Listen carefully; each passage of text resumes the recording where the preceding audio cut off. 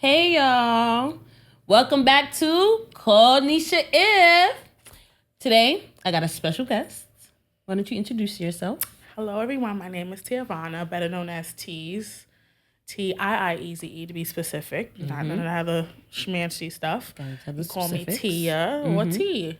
So, Whatever floats your boat. Absolutely. So we're floating right now. We're floating. I'm also, a teacher's assistant at DOE. I am a licensed cosmetologist and esthetician. Toot toot. And not sure if you see this, I'm diabetic. So just want to put that out there because it's like, what's that on your arm? I mean, I know a lot of people know about that. I don't want to make assumptions. You're right. Yeah.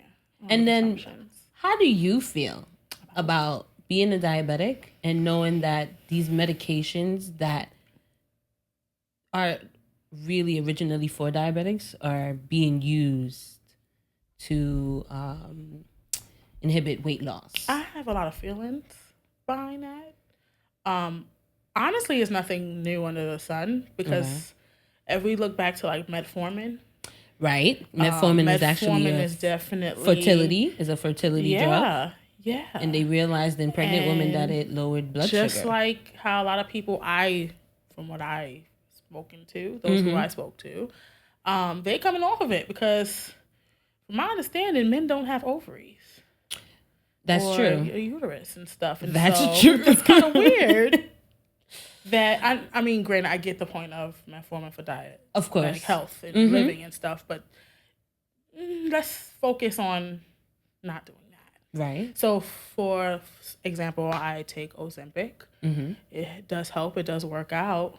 However, if you're doing it for weight loss, why do a temporary fix? When you could do something when you could long-term? do something else long term, because I feel like if you don't need it, why are you taking it? Right. You know what I'm saying? Or they maybe need to make a different form of Ozempic for weight loss specific, that it's not damaging the internal organs for those who don't need it for the purposes of the diabetic use or medical use, I should say. Right. I know. I do know there's a lot of people that were like obese, and doctors did prescribe them Ozempic, or the other one. I just never remember the name of the other one that's out there. There's like 3 of them out there. Yeah, I was gonna say I can't remember. I just can't remember the name. However, like I was saying, they use it because they probably were diabetic or on the line of pre-diabetes. That's still medical though. Right. And then I mean, if you got like a Jackie out here in these streets because she's overweight and struggling. Sorry, I use Jackie, just random names, but she wants to lose weight but has no underlying health concerns that will benefit her. I mean, temporary fix of losing the weight, but is it really helping her? Right. I can understand that. Then down the line, all of a sudden something happened because she took something that was not beneficial to her body. You know, so I'm just thinking long term. Right, I get that. You know, and then you've had diabetes since you were young, so it just hits different for you, of course. Yeah. Speaking of when you're young, it hits different. Because if you don't need it for diabetic purposes, why are people with diabetes having to wait just because you want to lose your fupa? Like, why are we doing this? I'm just saying personal feelings. I mean, no, because it has to do with the whole how they feel, right? Yeah, but you have people who are diabetic and dependent on these different medications and have to wait 3 months. Yeah, for a medication. Yeah, it's a big thing. It's a big thing. I mean, granted, we should probably do better ourselves too. That's true. But I feel like those who need it for medical purposes should have first access to it. Primary access. Yeah. I was talking about like when we known each other since high school. Funny story. How we met in high school. Oh yeah, here we go. Let's go back to Thomas Jefferson. To the shout out to East New York. We went to Thomas Jefferson, which turned into a campus while we were in school. I went to High School for Civil Rights, World Academy of Total Community Health. We just want to say watch. And we shared the same floor. So the girls' back third. fourth floor. Fourth floor, right. The girls' bathroom was on her side of the floor, and the boys' bathroom was on our side of the floor. So, sorry to say, we were one of those kids that like to hang out in the girls' bathroom. Yes. We were like the typical high school teenagers that you would see in the shows. Like, we used to just be chilling in the bathroom. Now? Yeah, it disgusts us now, right? So nasty. Right? Oh, yeah, I'm just hanging out in the bathroom. Throwing water tissue. You know the tissue? We used to wet the tissue and throw it up on the ceiling. How many? And then if the security guards came in. We just hide in the stall, put our feet on top of the toilet, and we just act like we not there. We were like the typical high school girls. We probably was looking like, what is it, Little Kim that does the dance thing? Oh, yeah. That? We was like that in the we was sitting in the stall like this. Why? Just nasty. Looking. Never even thinking about, your foot might fall in the toilet. Nothing. We didn't care about nothing. You know and what I'm saying? Mind you, we actually bonded over our sneakers. Yes. So we were the girls that didn't wear like Jordans and all of that stuff. Exactly. Like, I was definitely the girl that had like Coach sneakers on. Or shoes. I was a Chucks girl, so Converses was my thing. Yeah, no, I had to wear shoes because I performed all the way through high school. Yeah, you did. And I did the law team, so I did was dressy. Shoes. I was always wearing shoes. Slick ponytail to the back.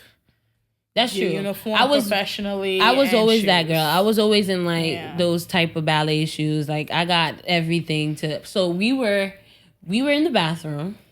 Actually, I'm sorry. We were walking to the bathroom you were with a mutual friend. Right. I was with a mutual friend. That's true. Exactly. And then she called me at the time cousin. Yeah. Continue. Out of love. Mm-hmm. And she introduced us. Hey, this is my friend Nesha, and this is my cousin. And we both was like, okay. I don't know why when a woman meets or a girl meets another one, the first thing we look at is their outer appearance. Never mind, we all wore a uniform. All of us had our uniform on. They had their uniform on. But everybody, your sneakers. Yeah. So and we saw it. We was like, oh, I got those. She was like, oh, I got those. Bonding over Coach. By the way, Coach, if you would like to sponsor Call Nesha, please feel free to. I don't mind at all. Yes, thank you. I'm down for it. Absolutely, Coach. Bing. and Sheen. Yes. And Sheen. Well, we're going to get there, baby. We're going to get there. But yeah, that's how we met. So we've known each other for half our lives, right? Pretty much. We've seen a lot. We've been through a lot. Yes. We've dealt with a lot. A whole lot. And look at us now, being who we are, thriving. Absolutely.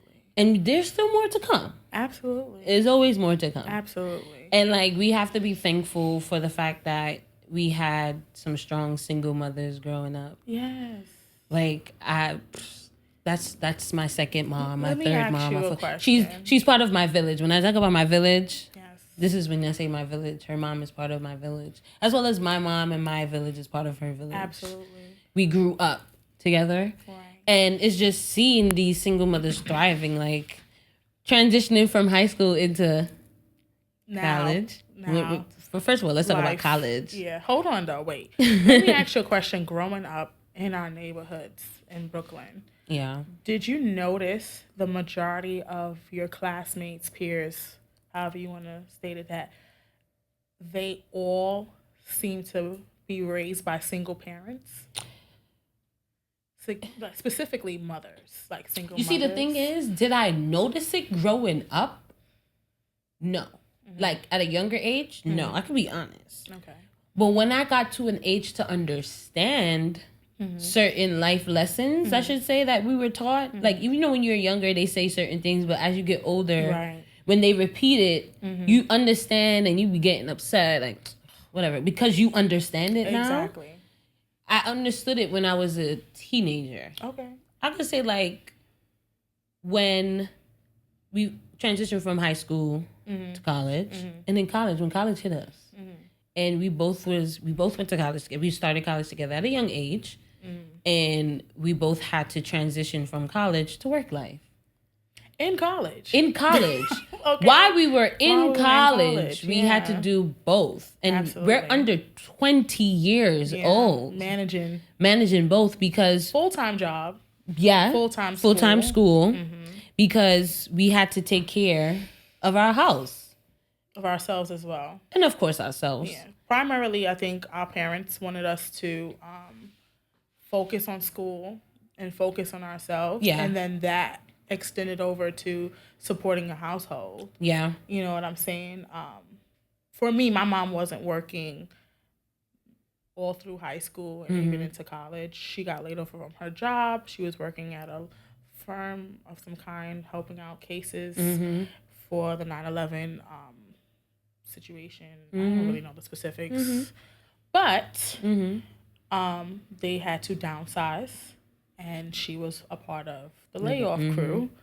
Got laid off, and everywhere she applied to, she was overqualified. So with that, she had to pivot, go back to school, and now she does mental health counseling. Whoop, whoop. Okay.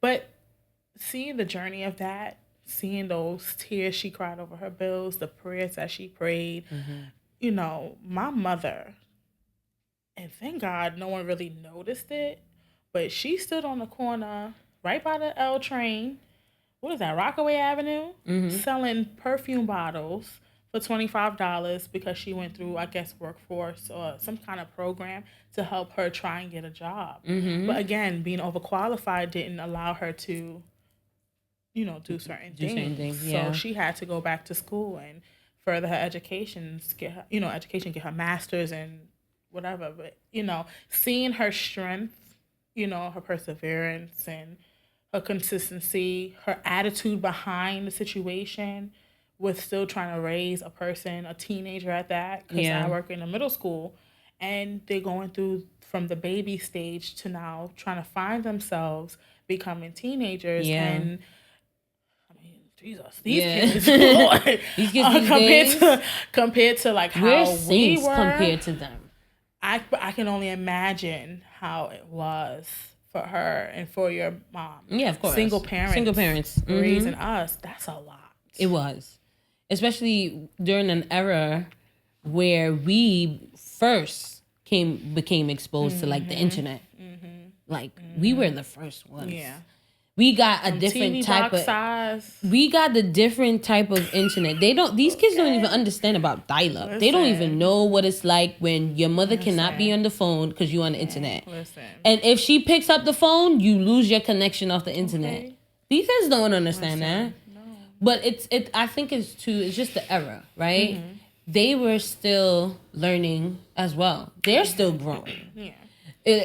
And I think with my mom, it was more so I have an older sister, so she dealt with my sister, and then she had to deal with me.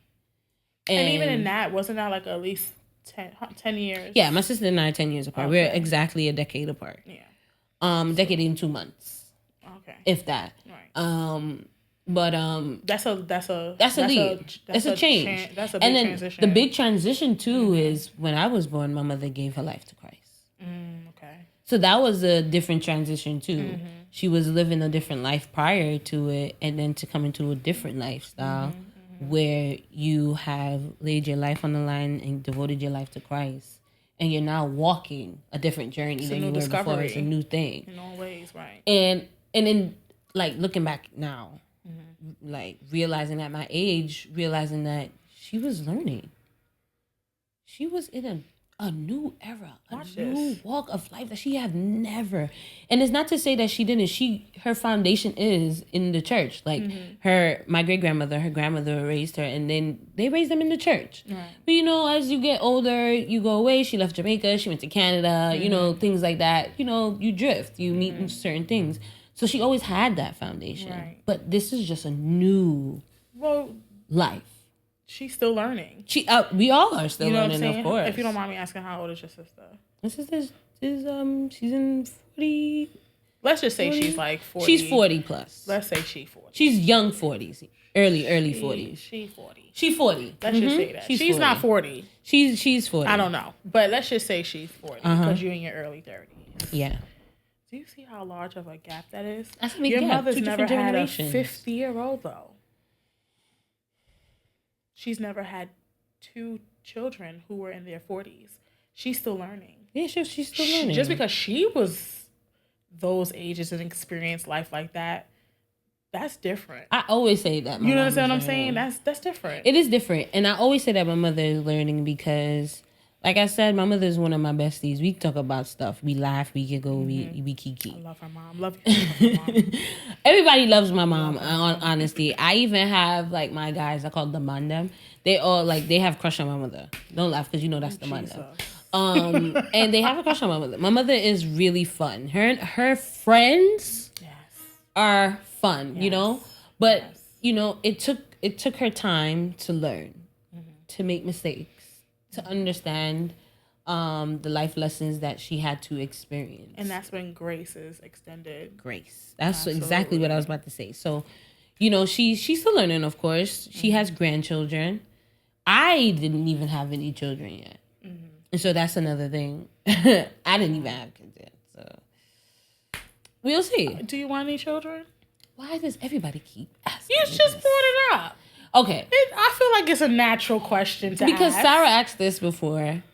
Okay, we could get on this topic real quick because we're of the same age group. Yes. And we're both single. Absolutely. I've been single for 5 years. Me 8. It really feels good to say you gotta toot your own horn though. You single for 8 years and you are what? What are you? You've been single and what? Blessed, free. I don't know. No, you celibate. Oh yes, that's something to be proud of. I'm staying strong. You abstaining. Yes. You're waiting. Absolutely, all the way. Yes. To I do. Yes. Ooh, yes. That's a great thing. How is she doing that? Yeah, I'm not gonna act like I don't have feelings. Yeah, I have flesh feelings, is weak, of course. Temptation is. But there. I'm not about to open up that side. No, not for anybody, especially how you've been doing it for so long now. It's better to wait. It is. Abstaining is really good. I think men, and it's probably I'm going a little off, but I think men should also try their best to abstain for health reasons. You know, they should look at that as retention. Because if you look at Gladiator and stuff, you know, I'm just saying. You know what? I'm not even going to do that. No, I'm saying that. No, seriously, not trying to be funny. Yeah, no. But they were stronger back in the day. Yeah, but they didn't have as much access to. They did. They okay. Did. That's really. I'm not talking about. It wasn't put out there like that. But they come on. I'm not saying. I'm talking about now. It's 2024. There's more access to medications now than it was before. Yeah, but if you discipline yourself, and see, I think that's a lot of it. If you discipline yourself, I do believe that there's men out there that are abstaining, that are celibate, right? It's just they call that retention. I'm not gonna say the first but word, I'm saying respectfully.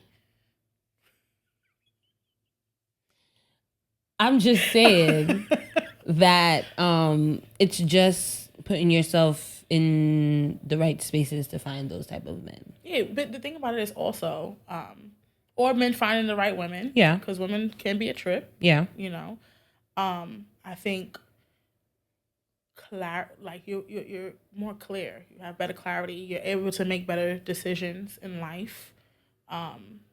You're not worried about John Doe and where they are and what they're doing and how come. You know, There's no responsibility of worrying. Yeah. You know what I'm saying? Like, it's free.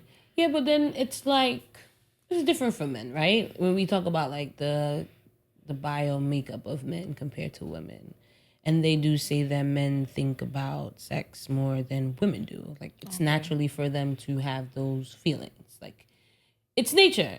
It's just like mating season with animals. Okay. It's nature. Naturally, that's what it is. So I think it's just a little harder for them because of nature. It's like us when, as women, we have our menstrual cycles. Right. I just think overall it needs to be a discipline. Yeah, but who's going to discipline them? They have to find that within them. You have to find that within yourself. You got to find that within yourself. Honestly speaking. My thing is, if you can't control what you do with your body, how are you going to be a leader in your household and other places? Yeah, but sometimes... I mean, granted, it's like, oh, well, you too far-fetched. It's two different things, but there's some form of control. Like, you have to find a way to... Yeah, but like we saying, that's what's within themselves, right? Because some men move off of irrational. Like they move irrational, right? They always say that women are the better thinkers. That's why they always say like when it comes Because to we're like not out here having sex. it's like when they say like when it came to like Reagan and Nancy Reagan, they was like Nancy Reagan was really the president, her husband was just the face. So it's like I feel like when it comes to men in that situation, based on what they've been through, what they've dealt with, or how they even feel about themselves. Because how you feel about yourself. No, because how you feel about yourself does affect how you do move sexually. Right. Right. Exactly. How you feel up here. So are we blazing through women because we have low self-esteem? Is that the question that we need to ask? It could be to be. help esteem, We will have to ask these men. Maybe it's a conversation for a later time. Yeah, I'll probably have that conversation with That's definitely a good question. Yeah, but it's the same way with women. Same way with women. When women are not mentally stable or when they feel some way about themselves, they do put themselves in compromising situations. Right. That's true. Especially sexually. Like it's like the old tale that they always say when it comes to like prostitutes. It's like an old tale that they say usually those prostitutes come from abandoned homes or because they run away from home and they look to get money and they always get caught up with a pimp or something like that. What happens when the person it seems like they have all of what they're asking for, but they still not happy and they step out. And that goes both ways. It does go both ways. But what is supposed to happen? What are you expecting to happen? I do believe that a conversation needs to happen. Conversation is always going to be needed to happen. Yeah, but before you respond. Yeah, you understand what I'm saying? Like, okay, a man or woman goes out, wants to step out on their spouse. Are we stretched to cheating now? I'm just asking. I'm just putting it out there. Not cheating. I'm just saying it's a thought. They're not happy at home, and they want to find. And it doesn't mean physical cheating. That could be emotional too. You're entertaining conversations, whatever the case is. Wouldn't it be best to have a conversation with your spouse first before we know it would be best, but it doesn't happen like that. What we supposed to do? It doesn't happen like that. It really doesn't happen. That's why people are in the situations that they're in. But get back to what we were saying originally. When it comes to me now, we were talking about kids, and these are things that come up, right? Absolutely. 5 years single, 8 years single. She's celibate. God is good for her. Celibacy is something I've always tried. And it's like, besides that, like previously that I have discussed before, the problem that I have is intimacy. I have commitment issues. Ooh, every time I say that, it just hits. Every time. I have commitment issues. Okay. And besides my commitment issues, I have not problems. I have certain feelings towards intimacy. I am not so easily swayed by certain guys. And that's based on my upbringing and my environment that I've been around. When we talk about single mothers in high school, what we did in high school, what we did in college, and even that stretch in our 20s. Let me ask you a question. When we were in relationships, and we've been through relationships and we passed it. Do you think that that's because it's a lack of leadership within that man? Like I'm not saying the people that you meet haven't been leaders, but sometimes you need a certain type of leader to lead you. I don't know if I'm saying that correctly. I know what you're trying to say, but I don't believe that it has to do with any leadership about how I feel towards a man.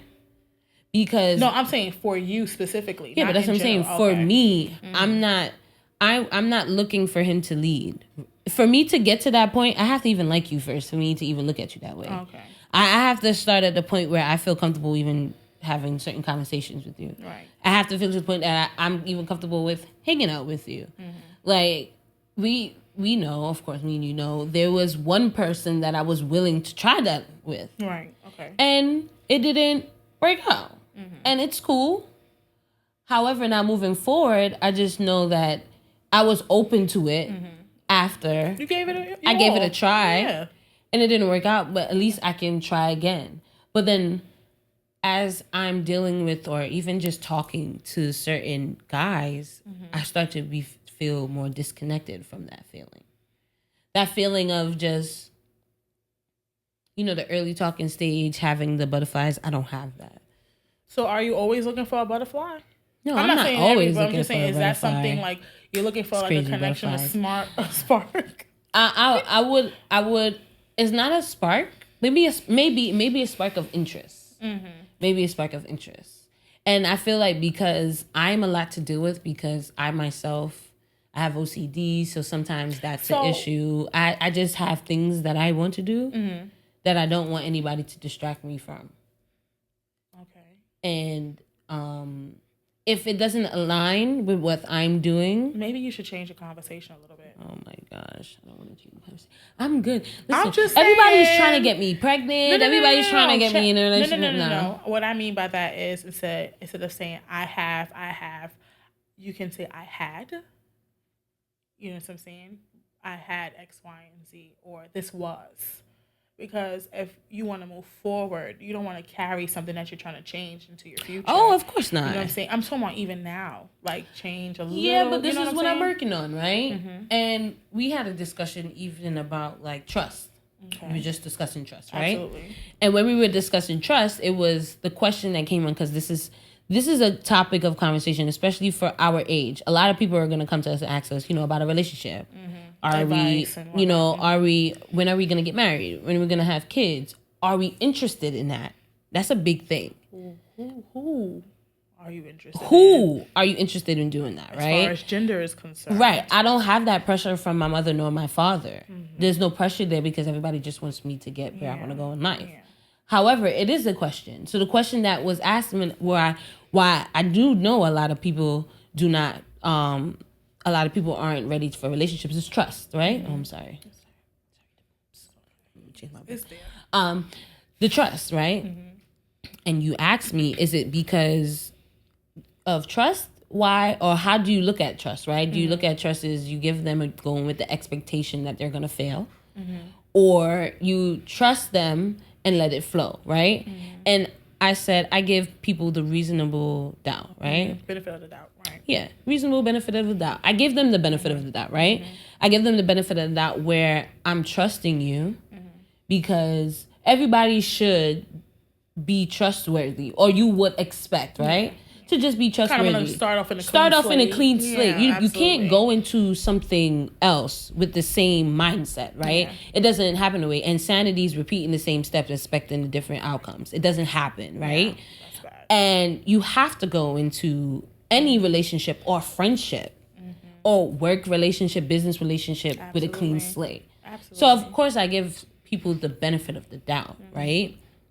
But I think when it comes to the benefit of the doubt, I give you the benefit of the doubt that, I trust you right now. If you slip, you slip. You slip and fall. The question now is, are you going to get back up and change? Or are you going to get back up and follow the same steps and slip again? Some people just throw them away. You know some people automatically throw them away. But that's when the level of trust of how you feel about this person. Mm-hmm. I've been through that, even with one of the guys that I've talked to, right? Mm-hmm. And they always show me that there's an issue. Mm-hmm. I'm attending to the issue right now. Okay. And then we're going to work on fixing it, right? Mm-hmm. And what does that look like? Is that just words, or are we actually following through with action? There's I feel like, right, in certain cases, okay, it could be just words, but then you can feel the passion and then see the actions later. Okay. So you're extending grace and giving time. Yeah, you gotta, because you can't sow a seed and then think it's gonna harvest tomorrow.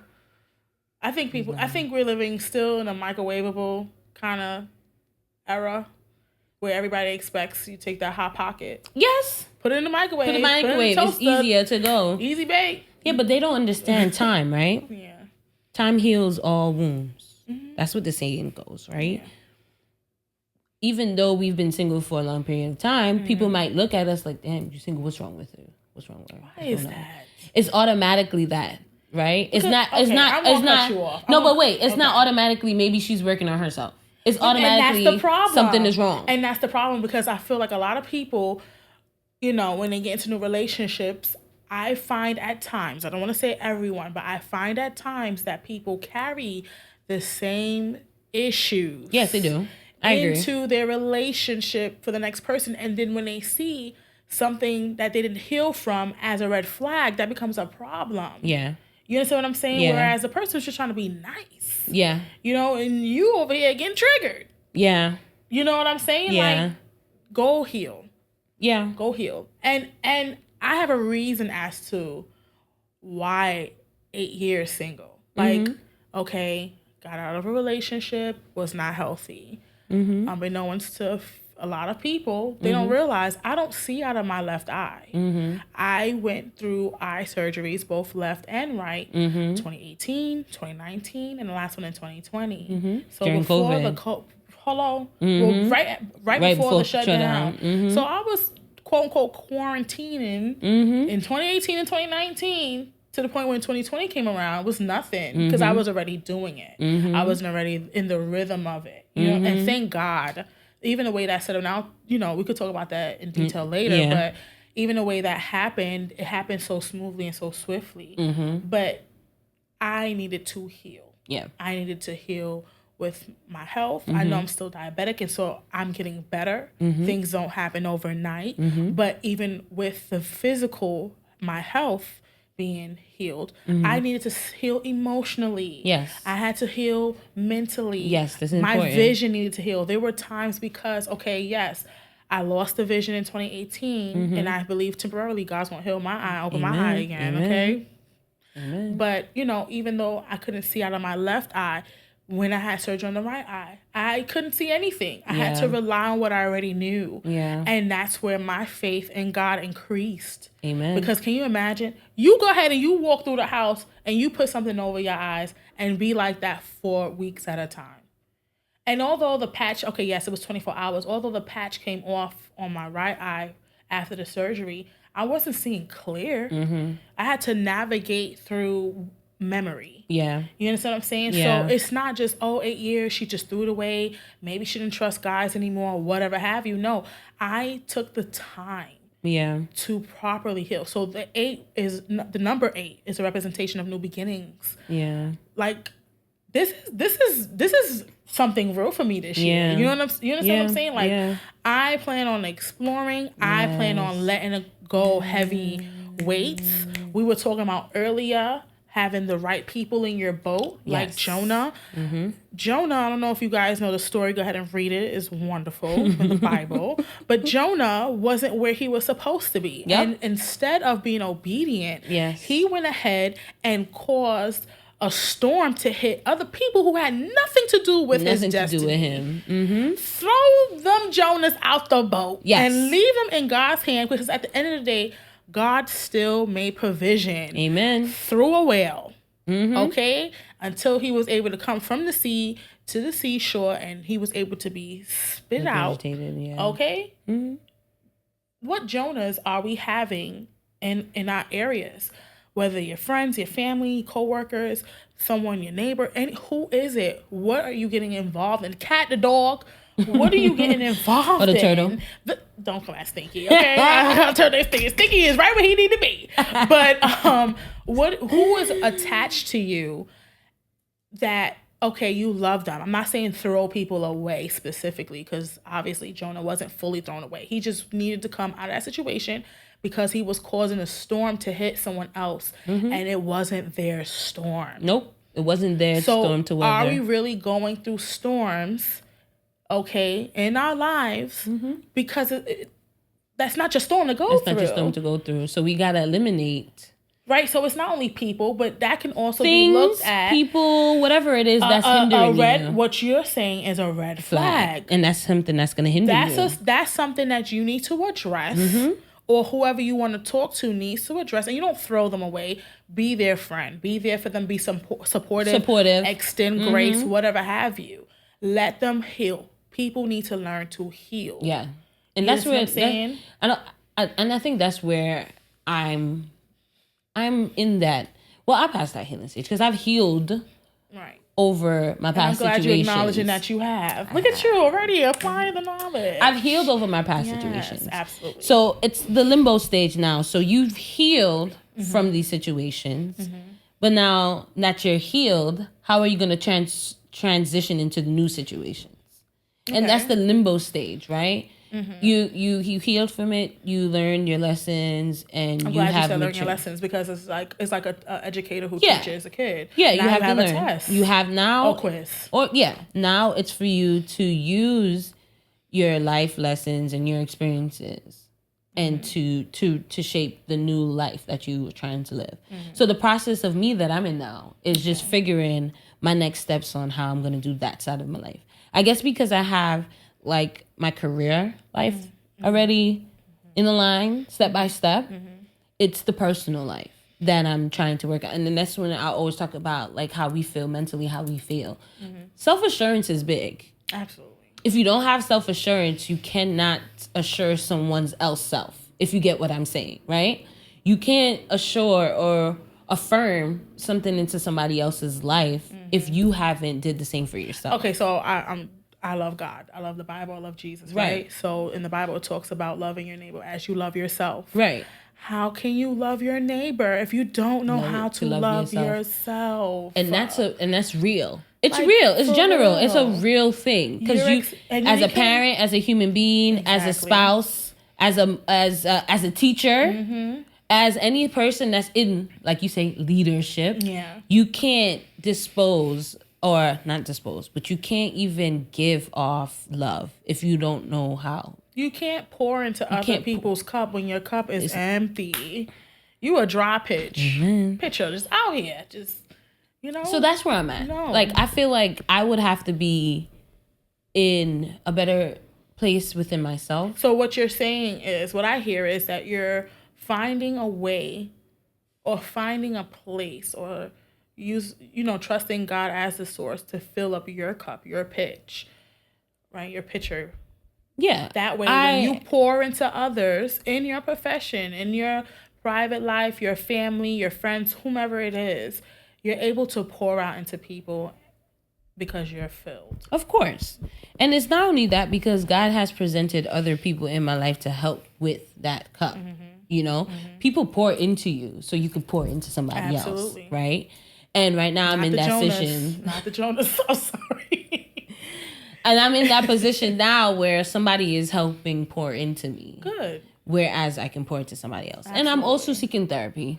Wonderful. And which is a really good thing. There's nothing wrong with that. I promote it all the time. There's this website that I've used called Headway. I know some of my colleagues that are on Headway, and I know people that use it. Headway is a great way to look for a psychologist, a counselor, anyone that's in the mental health profession that you would like to talk to, that you would like to connect with. It's very easy to use. You can connect your insurance to it, and they automatically give you people within your network. You could automatically pay them through there. It's very easy. Headway, if you would like to Headway.com if you want to. No. I'm just saying. I'm just promoting it. And I always promote, if you are ever in a mental health crisis, if you ever feeling down, you could always dial 988. There's always going to be somebody there so you could talk to. Absolutely. So, it's wonderful. As I go through the ending of the show, I always like to do my verse of the pod. However, today, I will not be doing my verse of the pod.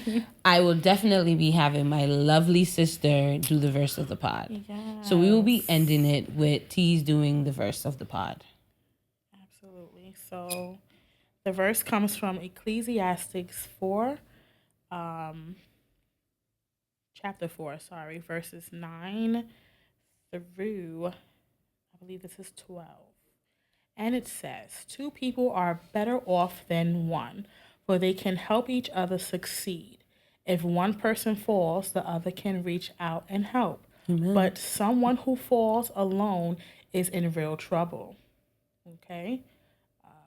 Where did I go? Okay, verse 11. Likewise, 2 people lying close together can keep each other warm.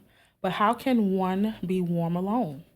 A person stands alone can be attacked and defeated, but 2 can stand back to back and conquer. 3 are even better, for a triple braided cord is not easily broken. Amen. Yeah, so I stand with you, girl. Yeah. I am very proud of you. Thank you. And I always listen, I'm here to things. see you win. We all here to win. Yes. And leaving on that note, when she talks about 2 people, we all one accord. We need to pour into each other so we can pour into, well, that person. Absolutely. Or you could pour into somebody else what I poured into you and what you poured into me. This is your cup. Remember, guys, fill your cup. Get your cup filled. But always remember to be hopeful, confident, cheerful, and courageous. Okay? Thank you for joining us today. She will be back. Obviously. We're going to do a part 2 to this. But thank you for joining and watching Call Nesha If. Like, share, comment, and subscribe. Thank you, guys.